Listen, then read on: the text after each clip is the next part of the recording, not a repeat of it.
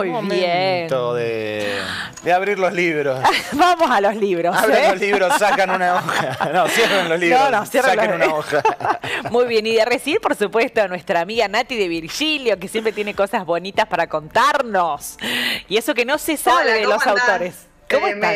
Me hacen mala fama, saquen una hoja. Que no, abran los libros, abran los libros. La profe buena soy yo. Sí. La profe buena onda. La profe copada, que nos cuenta todo lo que después nos vamos a acordar, ¿viste? Todo lo que no se sabe. Es que por lo general te quedan... Si van viendo los posts, siempre hay algún alumno que dice, ay, profe, bueno, qué bien, si ven en mi Instagram. O sea, bastante bien, vengo zafando con mis alumnos. Muy bien, muy bien. Es que te quedan esos recuerdos después de los profesores y de los colegios de los buena onda. ¿No? Claro. De los mala onda te acordás que eran mala onda y punto, no te acordás cosas puntuales, pero de los buena onda sí te acordás. Sí, sí, tal cual. Es verdad, chicos, es así. Muy bueno, bien. hoy vamos a hablar de Leopoldo Marechal. ¿Por qué? Porque mañana es el Día Mundial de las Bibliotecas. Ajá. Y él fue bibliotecario y docente, pero además fue un gran escritor que junto con Cortázar, se dice, y Lugones también, fueron como los padres de la narrativa argentina. Entonces, como buenos padres, vamos a venir a contar un poco de esa historia porque ha quedado bastante relegado en su momento, ya vamos a ir repasando su vida.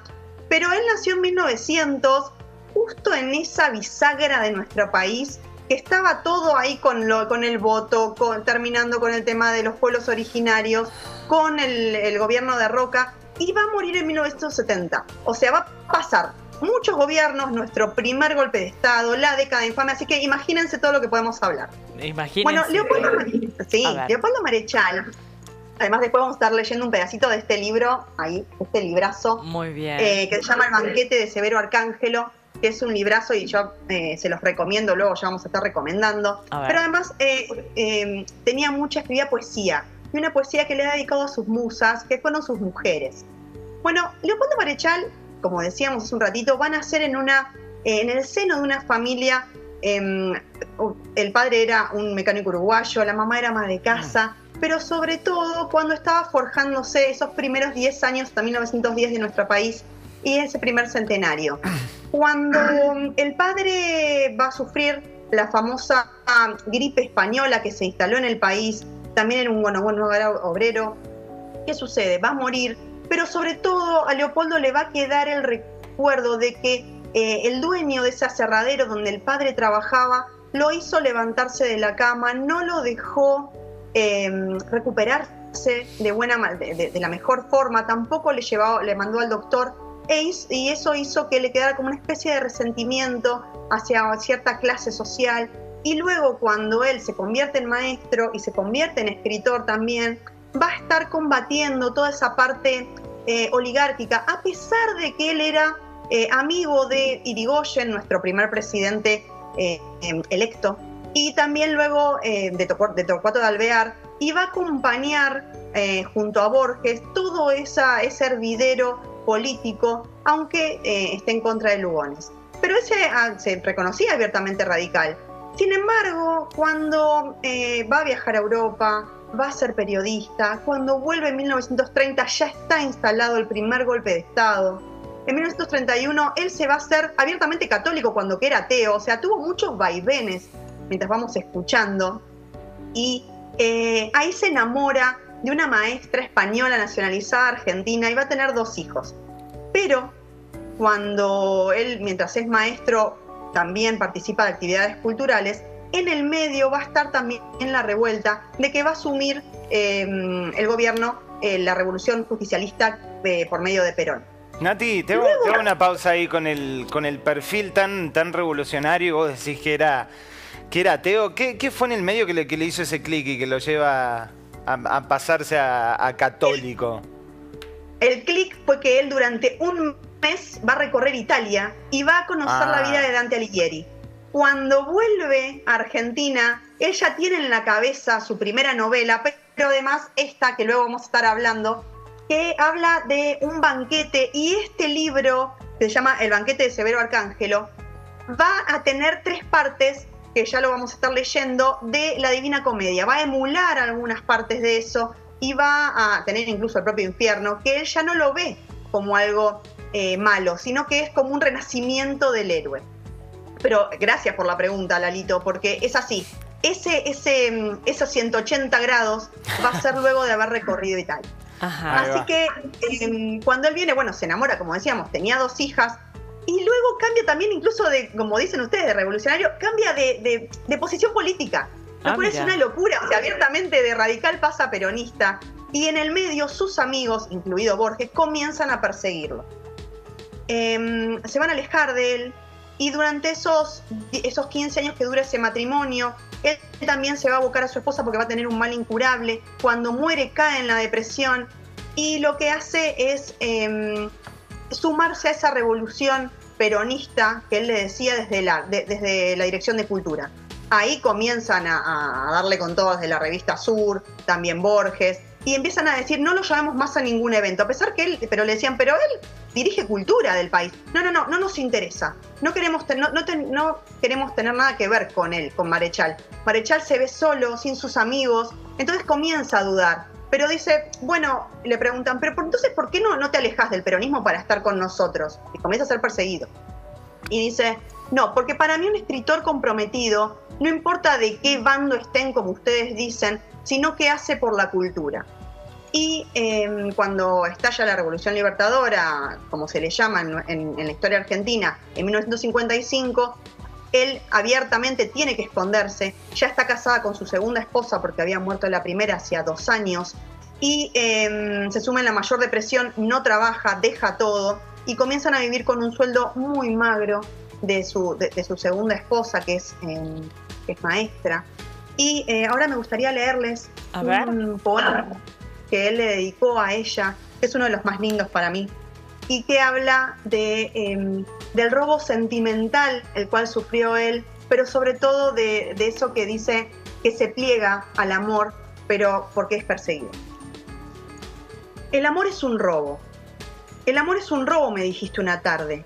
Robamos y nos roban, y así pasa de moda que en los senderos quedan nuestras mejores galas, tan secas como lirios que marchitó el otoño. Han pasado los años y de nuevo tu imagen cruzó por mis ideas con la luz de un meteoro. Y mirando en mi abismo y hallando mucha sombra, recuerdo tus palabras que hablaban del robo. Sí, el amor es un robo. Me encanta, ¿qué les parece a ustedes? No, tremendo, tremendo. Está bueno sí. el punto de vista, ¿no? Así es. Sí, tremendo, porque no solamente el amor habla es un del amor. robo, el amor es un robo. El amor es un robo. Es un afano. Si se hubiera escrito hoy, hubiera tendría que haber puesto un afano. Un afano, suspéndanlo. Suspendan este amor que es un afano. Claro. Y bueno, pero también él habla que la pena comienza con el número 2. También ese sentimentalismo que él tiene, que habla de cuando 2 personas están relacionadas, sean de la manera que sean, ya comienza la pena. No habla desde el pesimismo, sino que habla de eso, ¿no? El penar también del amor, claro. Pero es muy profundo. Bueno, entonces cuando él comienzan a pensar que está muerto, que está exiliado, ya no lo llaman para nada, comienza a salir en los 60, 5 años después de ese ostracismo, que solamente lo visitaban 4 amigos, pensemos, durante 5 años, solamente con un televisor. Compran un televisor cuando recién salen para estar conectado con el exterior, pero nadie lo ve, e incluso casi que él va, como él le dice, el biamor, el biamante, su segunda esposa, solamente le trae noticias del exterior, pero esos 4 amigos también le dicen, tenés que comenzar a escribir, no podés estar así. Él había sufrido un accidente que lo deja con 30 puntadas en la cabeza, y comienza otra vez a ese recorrer, comienza a agarrar el lápiz y empieza a esbozar esta novela que hablábamos, que le quedó siempre reverberando desde esa visita a Italia. Esta novela habla de la situación social de Argentina, premonitoria de los golpes de Estado que vendrían durante los 70, y esa es la vanguardia que lo coloca a Marechal como padre de la narrativa, pero sobre todo como un gran lector de la sociedad que se paraba en el ser nacional, que hablaba de ese argentino crisol de razas, pero sobre todo humilde. Él le decía a la vida, a la diaria, la ratonera de la vida diaria, a ese ir y venir al trabajo, al estar con la familia, pero sobre todo recorrer cada tipo de los días, de las horas. Cuando escribe el banquete de Severo Arcángelo, piensa que no va a salir, porque dicen, no, los amigos le dicen escribí, pero él dice, no, nadie me va a querer leer, realmente ya me odian, me detestan. No, vos escribí. Cuando eso comienza en el 63, en el 65 ve la luz y comienza otra vez la carrera meteórica, lo felicitan, dicen que es un gran lector de la sociedad, lo comienzan a llamar, recibe otra vez premios, pero en el 70, 2 meses antes de ver su última novela salir, fallece.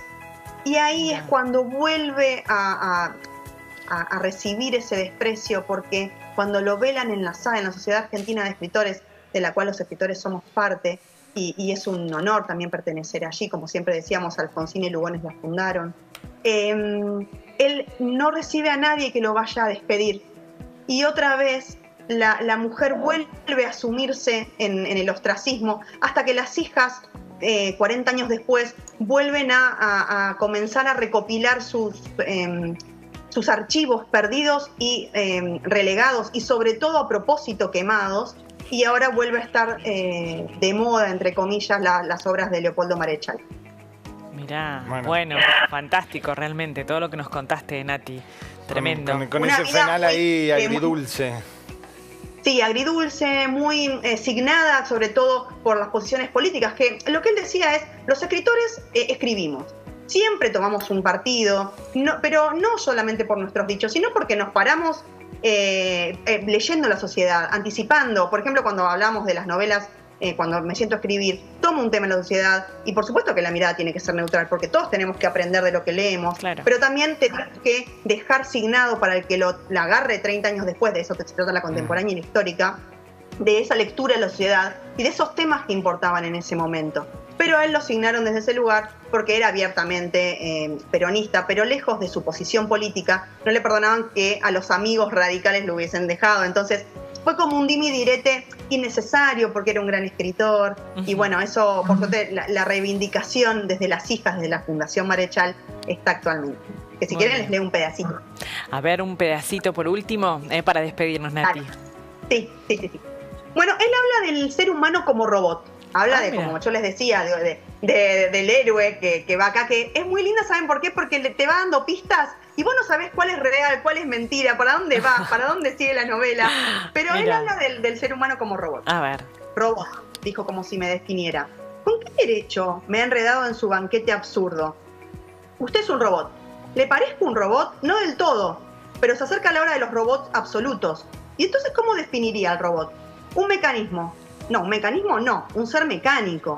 Cumple la serie de movimientos que le ha fijado su constructor, pero lo hace mecánicamente, sin tener conciencia del por qué y el para qué. Ni conciencia de sí mismo, ni conciencia del ingeniero que lo ha fabricado. Ese es el robot industrial. Sí, y el único inocente. Entonces, ¿yo sería un robot humano? Casi un robot. Un robot absoluto no se podría sentar en el banquete de Severo Arcángelo. Sobre mis dudas íntimas cruzó entonces un relámpago. Ya lo veo, sí, lo veo presentido en mi sainete de la ratonera. ¿Qué ratonera? Mi ratonera de la vida ordinaria, como ya le dije antes.